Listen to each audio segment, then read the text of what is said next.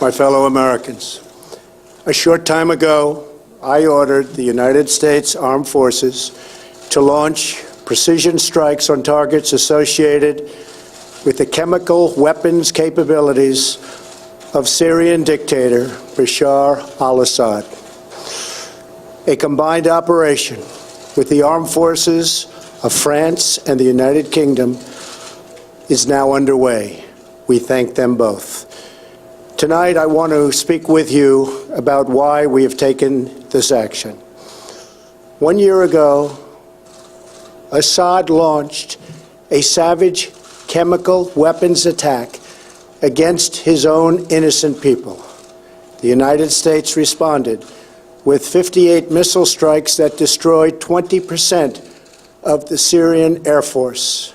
Last Saturday, the Assad regime again deployed chemical weapons to slaughter innocent civilians, this time in the town of Douma, near the Syrian capital of Damascus.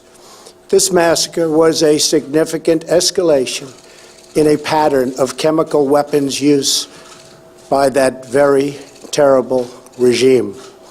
The evil and the despicable attack left mothers and fathers, infants and children thrashing in pain and gasping for air. These are not the actions of a man, they are crimes of a monster instead. Following the horrors of World War I a century ago, civilized nations joined together to ban chemical warfare. Chemical weapons are uniquely dangerous, not only because they inflict gruesome suffering, but because even small amounts can unleash widespread devastation. The purpose of our actions tonight is to establish a strong deterrent against the production, spread, and use of chemical weapons. Establishing this deterrent is a vital national security interest of the United States. The combined American, British, and French response to these atrocities will integrate all instruments of our national power, military, economic, and diplomatic. We are prepared to sustain this response until the Syrian regime stops its use of prohibited chemical agents. I also have a message tonight for the two governments most responsible for supporting, equipping, and financing the criminal Assad regime. To Iran and to Russia, I ask, what kind of a nation wants to be associated with the mass murder of innocent men, women, and children? The nations of the world can be judged by the friends they keep. No nation can succeed in the long run by promoting rogue states, brutal tyrants, and murderous dictators.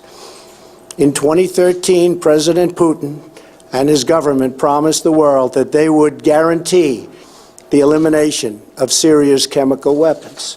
Assad's recent attack and today's response are the direct result of Russia's failure to keep that promise. Russia must decide if it will continue down this dark path or if it will join with civilized nations as a force for stability and peace. Hopefully someday we'll get along with Russia and maybe even Iran, but maybe not. I will say this, the United States has a lot to offer. With the greatest and most powerful economy in the history of the world. In Syria, the United States, with but a small force being used to eliminate what is left of ISIS, is doing what is necessary to protect the American people.